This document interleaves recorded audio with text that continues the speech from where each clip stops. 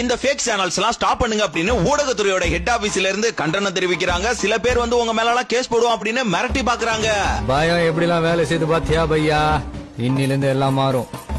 அதே பயத்துல எல்லாம் நல்லது நடக்கும். சர்வால், நீங்க ஒரு அக்கௌண்ட் முடக்கினா இவனுங்க எல்லாரும் ஸ்டாப் பண்ணிடுவானுங்க அப்படின்னு நினைக்கிறீங்க. அப்படிலாம் இங்க கிடையாது.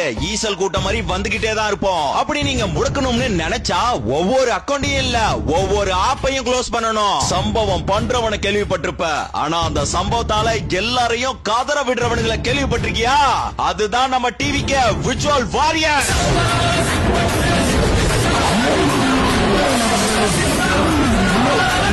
நியூஸ் சேனல்ஸ் எல்லாம் டெய்லி ஒரு 5 நிமிஷத்துக்கு ஒரு போஸ்டா போட்டுக்கிட்டே இருப்பாங்க. ஆனா நேத்து டேட்டுக்கு பார்த்தா 1 ஹவருக்கு ஒரு போஸ்ட் தான் வருது. ஏன்னா அந்த அளவுக்கு பொளக்கப்பட்டார்கள். இதுல ஒரு இன்ட்ரெஸ்டிங்கான விஷயம் என்ன தெரியுமா? இந்த ஒரு நியூஸ் ஃபேக்னு தெரியாம இதுக்கு தனியா ஒரு போஸ்ட் வேற போட்டு அதை உடனே டெலீட் பண்ணிருக்காரு இனிமாவன கார்த்திக்.